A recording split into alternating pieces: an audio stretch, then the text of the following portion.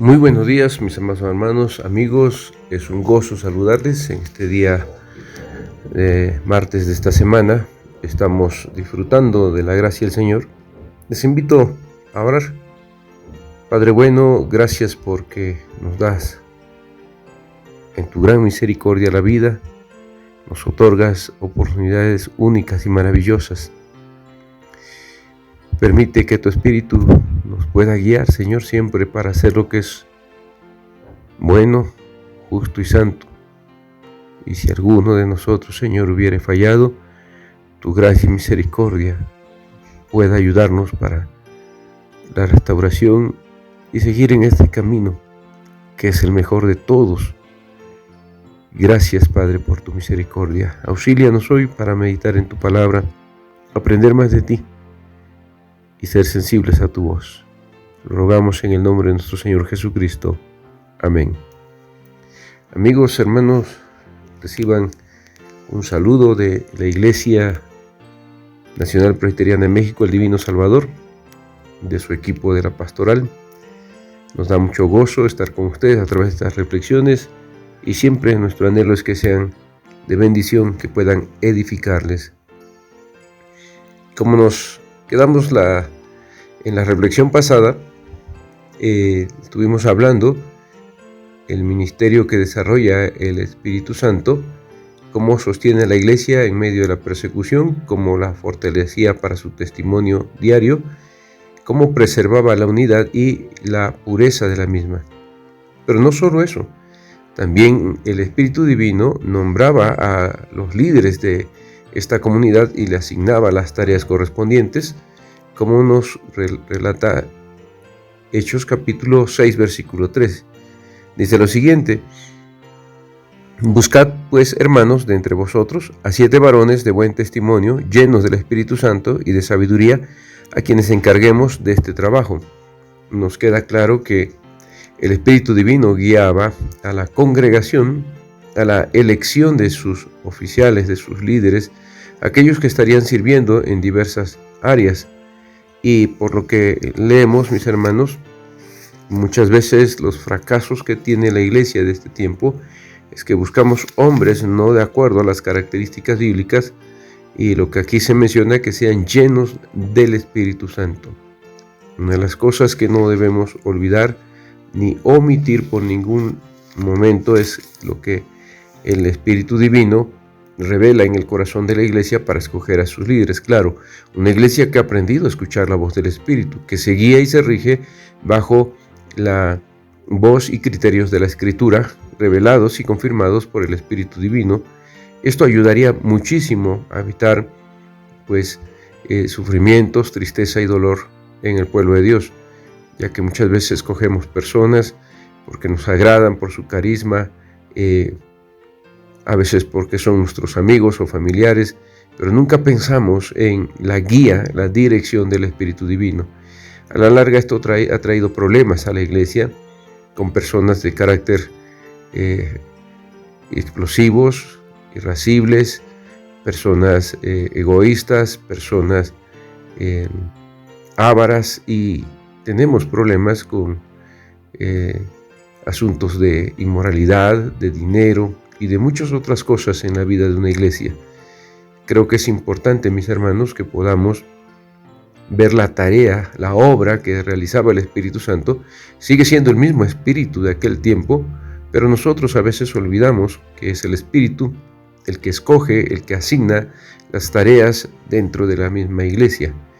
Y también en Hechos 20:28 leemos lo siguiente: cuando Pablo estaba despidiéndose de los hermanos de Éfeso, estaba en Mileto y los mandó a llamar.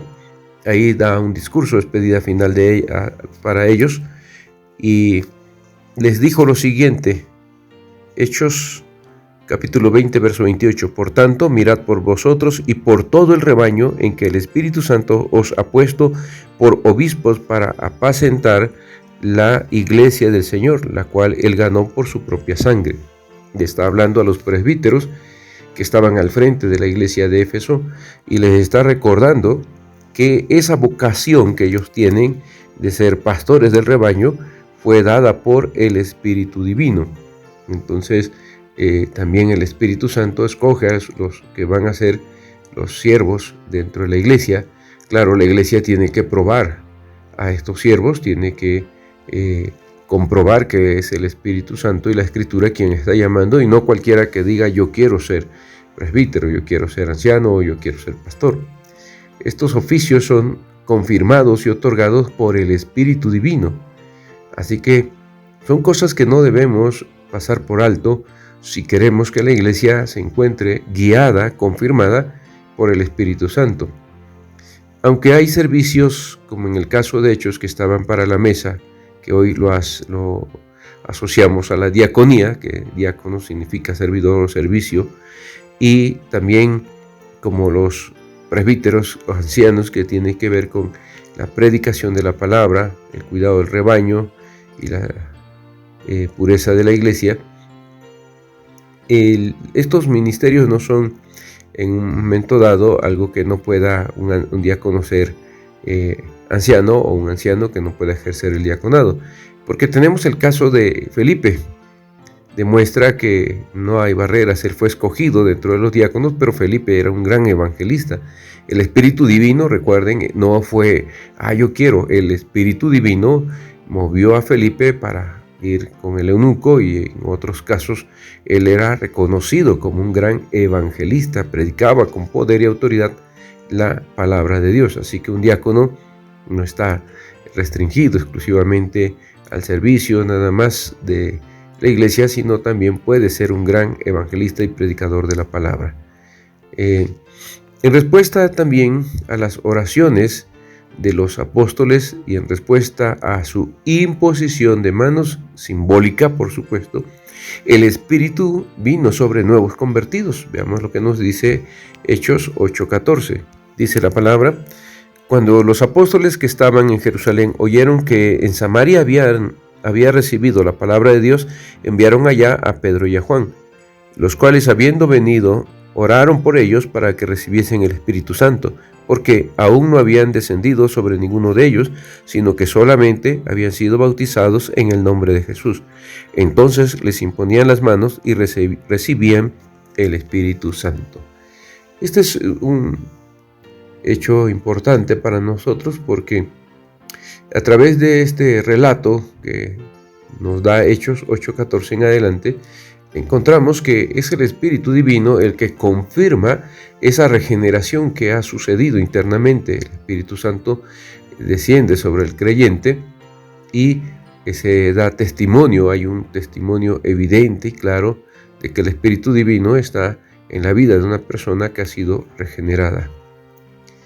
Al estar unida a la oración, la imposición de manos de los apóstoles no solo les confirió dones a los bautizados, como nos narra Hechos 19:5 en adelante. Voy a leer con ustedes lo que dice la Escritura aquí. Cuando oyeron esto, fueron bautizados en el nombre del Señor Jesús, y habiéndoles impuesto Pablo las manos, vino sobre ellos el Espíritu Santo, y hablaban en lenguas y profetizaban. Entonces, la imposición de manos en este caso vino confirmada también por dones que el Espíritu Santo daba a aquellos que estaban siendo bautizados, o aquellos a quienes se les imponía las manos. El Espíritu Divino también, a través de la imposición de manos de los apóstoles, consagraba a las personas para un oficio, como lo hemos visto ya en Hechos 1 al 6, donde se elige a estos varones temerosos de Dios, llenos del Espíritu Santo, de buen testimonio, que iban a servir en el diaconado de la iglesia. Aquí una advertencia que debemos tomar muy en cuenta y que muchas veces ignoramos. Hay que tener cuidado, mis hermanos. La realidad tiende a llegar a ser símbolo cuando un organismo, que es la iglesia, llega a ser una organización. ¿Qué quiero decir con esto? ¿O qué nos está haciendo referencia el texto bíblico? Cuando una iglesia no escoge a sus líderes, a estos oficiales, a estos siervos, porque son servidores todos dentro de la iglesia, en el cuerpo de Cristo todos servimos. Cuando no se escoge bajo la dirección exclusiva del Espíritu Santo, y tendemos a escoger más por criterios humanos que por criterios del Espíritu y de la Escritura, terminamos por convertir a la iglesia, o la iglesia termina por convertirse en una organización y deja de ser un organismo vivo, dinámico, guiado, movido en el poder del Espíritu Divino. Y comenzamos a fijar planes y proyectos humanos donde carece del respaldo y del poder del Espíritu Santo. Dios sigue obrando, por supuesto, porque Él ama a su iglesia. Cristo la compró al precio de su sangre y jamás va a abandonar a su iglesia. Pero cuando la iglesia deja de ser guiada, movida, capacitada, equipada con el Espíritu Divino y los dones necesarios para su tarea, y empezamos a ver pugnas internas por tomar el control de la iglesia, qué familia dirige, quién impone su criterio, en lugar de ceñirnos a la Escritura, en lugar de ceñirnos a la palabra de Dios y los criterios que debe de regir los proyectos, la esencia de la iglesia en el mundo, cuando son más nuestras políticas o lo que el mundo dicta o lo que externamente se impone a la iglesia y se acepta, la iglesia deja de ser un organismo vivo, dinámico, y se convierte en una organización. Es evidente que en una organización, como cualquier otra, existen diversos intereses que van a terminar por corromper los más puros anhelos o ideales que se tengan, dado que el hombre, por su propia naturaleza, refleja en sus actos, en sus trabajos, esa corrupción del pecado. Por eso se requiere una guía exhausta, completa, plena del Espíritu Divino en la vida de la iglesia. Y como estamos observando, es el Espíritu Santo el que escoge a los siervos, el que los capacita, pero también es el mismo que los consagra para diversos ministerios dentro de la iglesia. Esta parte, mis hermanos, ayudaría mucho para que ninguno de los presbíteros sean pastores de tiempo completo o los ancianos, presbíteros de tiempo parcial dentro de la iglesia, porque somos el equipo pastoral, equivoquemos el camino buscando nuestros propios intereses, sean económicos, sean de poder, sean de intereses ajenos al reino de Dios, cualquiera que estos sean, porque al final sufre muchísimo la iglesia, mis hermanos. El Espíritu Santo es el que debe guiar el corazón de los líderes, de los que están al frente de la iglesia, pero también el corazón de la iglesia.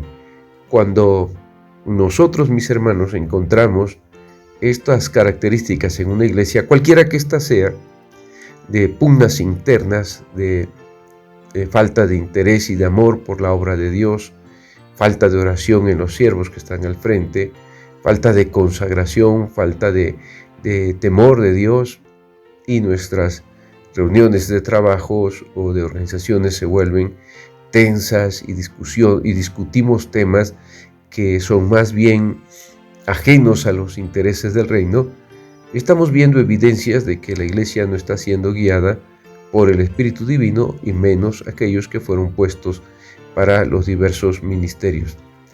Es importante entonces que tengamos cuidado. Ese símbolo que se ejecuta en la imposición de manos de los ancianos, de los presbíteros, de los pastores de tiempo completo, puede llegar a ser simplemente, mis hermanos, un simbolismo, y quedarse en esto y la iglesia dejar de ser un organismo dinámico y vivo, movido por el Espíritu Santo.